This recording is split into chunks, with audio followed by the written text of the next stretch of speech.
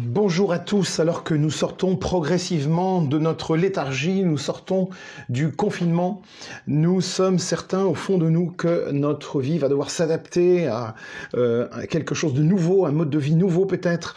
Et il est très intéressant de découvrir qu'en fait il y a un personnage biblique qui a dû aussi s'adapter à des situations absolument incroyables qui ont même parfois bouleversé ses certitudes pour l'amener là où Dieu voulait qu'il soit. Et ce personnage, c'est Jacob. Et je vous invite à le découvrir, à parcourir avec lui quelques instants durant cette méditation que nous voulons trouver dans la parole de Dieu au chapitre 28 de Genèse. Mais avant tout, regardons comment c'est établi à Beersheba, qui était un lieu luxuriant, confortable.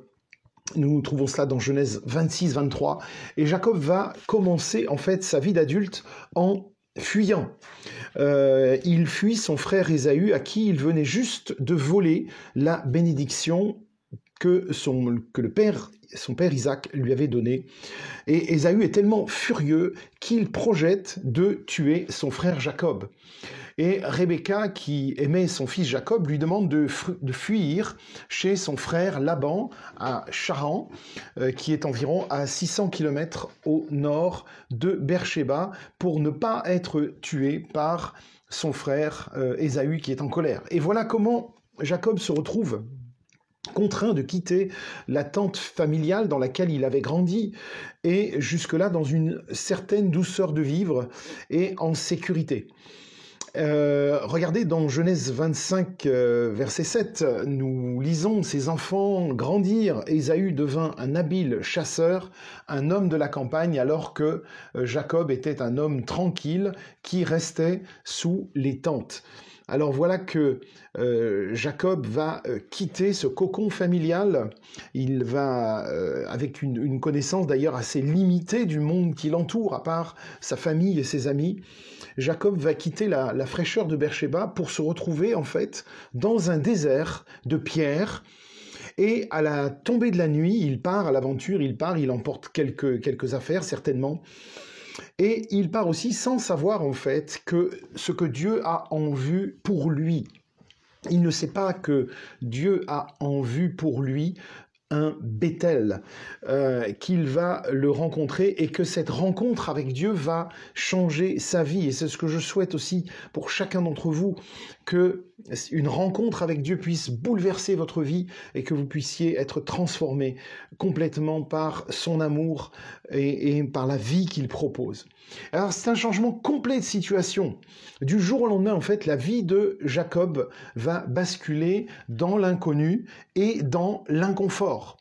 Et la nuit qui tombe sur ce désert est un peu la nuit qui tombe aussi sur la vie de Jacob. Lors de sa première nuit, il va même caler une pierre pour reposer sa tête et il s'endort. Ça nous rappelle bien sûr ce qui nous est dit de Jésus, ce que Jésus dit de lui, le Fils de l'homme n'a pas d'endroit, n'a pas de lieu où reposer sa tête. Jésus a vécu l'inconfort dans toute sa vie, dans tout son ministère, pour que nous puissions être sauvés, pour que nous puissions le trouver.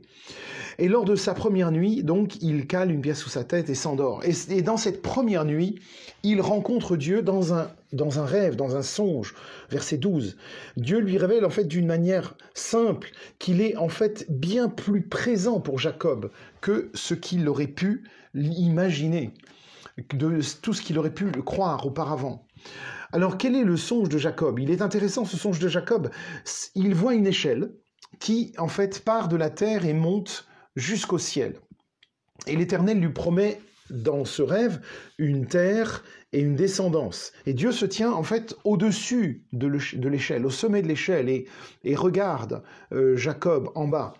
Et Jacob a cette phrase, lorsqu'il découvre en fait que Dieu est là, et qu'il est présent, qu'il lui est présent, il dit ceci, c'est certain, l'Éternel est dans ce lieu, et moi, je ne le savais pas. C'est au verset 16, du chapitre 28 de la Genèse. Certainement, le Seigneur est dans ce lieu, et je ne le savais pas. Et donc, il y a une sorte de crainte aussi chez Jacob à la vue de cette vision incroyable de ce Dieu qui se révèle. Et le mot « lieu », d'ailleurs, revient 6 fois dans ce récit, et la Bible insiste beaucoup et souvent sur l'importance des lieux où Dieu a marqué sa présence.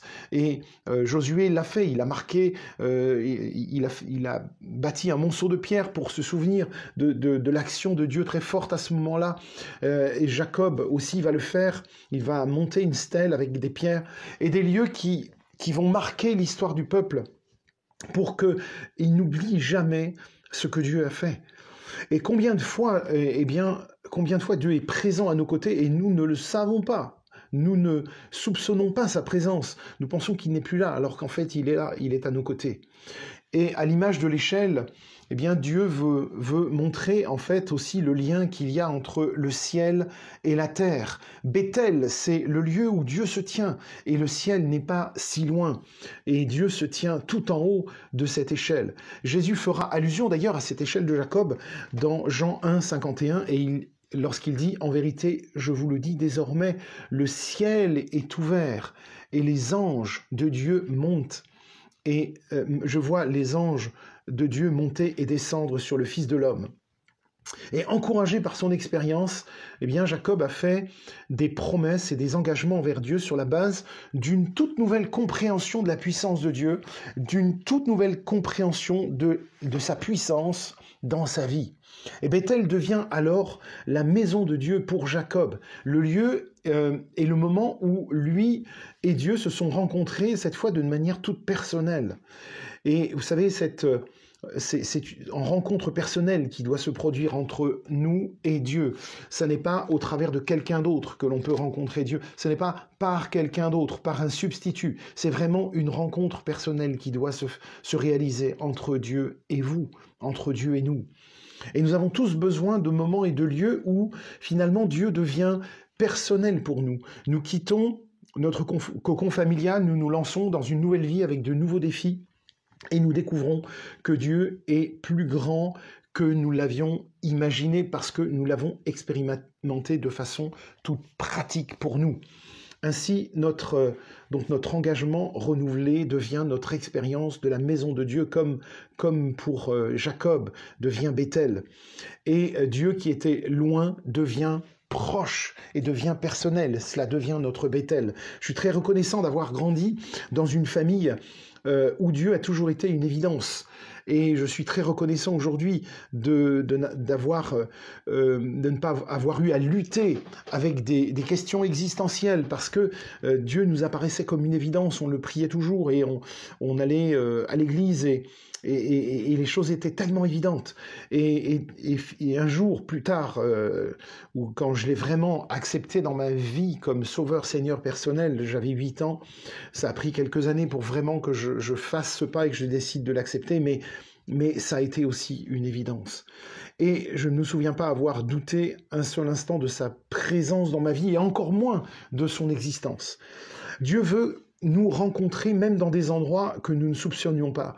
Dieu vient nous trouver, même si nous avons, comme Jacob, la tête sur un rocher, dans une position inconfortable. Dieu vient nous trouver sous un ciel étoilé. Il peut parfois même nous trouver pataugeant dans un marécage, pourquoi pas. Et à d'autres moments, Dieu peut surgir de nulle part, comme, vous savez, dans le buisson ardent avec Moïse, qui a été totalement subjugué par la vision qu'il avait de Dieu à ce moment-là, ce Dieu qui apparaît dans ce buisson. Mais le plus souvent, ce qui se passe, c'est que Dieu vient nous trouver dans le silence de notre âme. Nous devons faire taire tous les bruits qui sont autour de nous et qui nous empêchent d'entendre sa voix, faire taire les bruits, et d'une manière ou d'une autre, il vient. D'une manière ou d'une autre, il est fidèle et il viendra. Jacob avait quitté sa tente de Beersheba en laissant en fait beaucoup de problèmes derrière lui et en menant une vie qui n'était pas du tout en accord avec ce que Dieu voulait pour lui. Et c'est sans doute pour ça que Dieu intervient dans la vie de Jacob de façon assez forte, assez puissante. Dieu nous adresse en fait toujours, comme il l'a fait pour Jacob, Dieu nous adresse toujours des messages clairs. Si le message que vous entendez n'est pas clair, il ne vient pas de Dieu, ce n'est pas l'œuvre de Dieu. Ma décision, en fait, c'est de le suivre. Et c'est cela qui m'appartient. Ce qui appartient à Dieu et son œuvre, c'est de se révéler à nous et de nous avertir. Mais notre travail à nous, c'est notre décision à nous, c'est de le suivre. Et nous pouvons prendre cette décision dès aujourd'hui. Nous pouvons l'accepter dès aujourd'hui.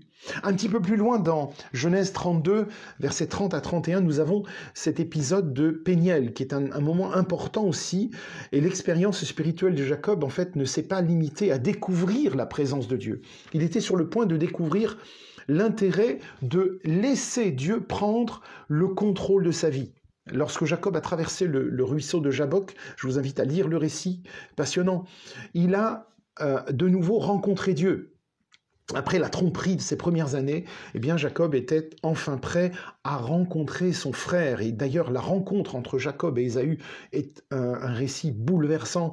Ésaü vient avec une armée de 400 personnes et Jacob pense que Ésaü veut le tuer, mais en fait, Ésaü le prend dans ses bras et lui dit « Tout va bien, mon frère, ne t'inquiète pas. » Tout va bien se passer. Dieu m'a béni. Dieu m'a béni. Donc tu n'as pas à t'inquiéter, même si tu m'as volé le droit d'aînesse, mais ne t'inquiète pas, il n'y a plus de souci. Et après cette tromperie, Jacob se sent coupable, il sent qu'il a trompé un peu tout le monde, et il est parti, il a dû fuir. Mais cette fois-ci, il sent que le moment du retour est venu. Le moment de revenir parmi les siens est venu.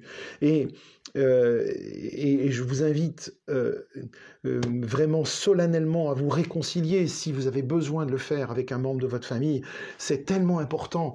Rien ne vaut cette paix que l'on découvre et que l'on vit lorsque le pardon est accordé, lorsque à nouveau nous pouvons nous prendre dans les bras et dire « Tout va bien, ne t'inquiète pas, tout va bien se passer, Dieu a pris soin de moi pendant toutes ces années. » Et donc, Jacob est enfin prêt à rencontrer son frère Ésaü, à qui il avait volé le droit d'aînesse, avec l'aide de sa mère d'ailleurs. Et dans Genèse 32, versets 23 à 24, eh bien, nous voyons Jacob traverser le torrent de Jabbok avec toute sa famille. En fait, il fait traverser le torrent à sa famille, mais au lieu de suivre sa femme, ses enfants, Jacob reste derrière. Jacob, il reste derrière pour faire quoi? Il reste derrière pour lutter avec un homme. On sait que cela revient à dire qu'il a lutté avec Dieu jusqu'à l'aurore. Vous voyez la persévérance de Jacob. Il a d'ailleurs demandé à recevoir la bénédiction. Il ne voulait pas repartir sans avoir reçu de Dieu la bénédiction. Et lorsque le combat se termine, eh bien, Jacob repart en boitant de la hanche. Il boitait parce qu'il avait lutté avec Dieu. Et bien que blessé dans la lutte, Jacob pouvait aller de l'avant avec son nouveau nom, qui était Israël. Et oui, à Israël, celui qui lutte avec Dieu. Une nouvelle direction, une nouvelle compréhension aussi de qui est Dieu pour lui. Et c'est pour ça qu'il nomme son lieu de bataille Péniel, parce que j'ai vu Dieu face à face, mais ma vie a été préservée. Combien d'entre nous peuvent témoigner de cela? J'ai rencontré le Seigneur, j'ai vécu des choses difficiles, mais ma vie a été préservée. Genèse 32, verset 30. Et la traversée du torrent de Jabbok, en fait, défie notre vie. C'est un défi qui nous est lancé, cette traversée du torrent. Sous la pression intérieure, sous les pressions extérieures que l'on peut vivre, notre rencontre avec Dieu peut nous secouer. Nous luttons peut-être avec lui, nous avons peut-être lutté avec lui, et nous nous accrochons à la foi. Et souvent, nous avons du mal à comprendre avec qui nous débattons, avec qui nous luttons, et pourquoi nous débattons.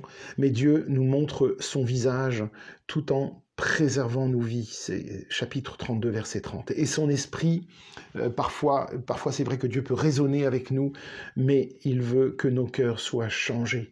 Il accepte de discuter avec nous, il accepte, et dans la prière nous pouvons parler à Dieu, mais il veut surtout nous changer. Et à plusieurs moments de ma vie, j'ai vécu aussi des luttes. Et je lutte encore parfois. Et après des années de vie et de marche avec Dieu, je trouve que le changement est toujours trop long. trop lent, mais je bénis Dieu de m'aider à continuer à avancer et à progresser avec lui. Et Dieu nous donne aussi, nous a donné Jésus. J'ai vu Dieu face à face, mais ma vie a été préservée. Et c'est Jésus qui a porté à la croix tous nos péchés. C'est lui qui est vainqueur de la mort. Nous avons vécu Pâques il y a quelques semaines, et nous avons parlé de cette résurrection et nous l'avons vécue.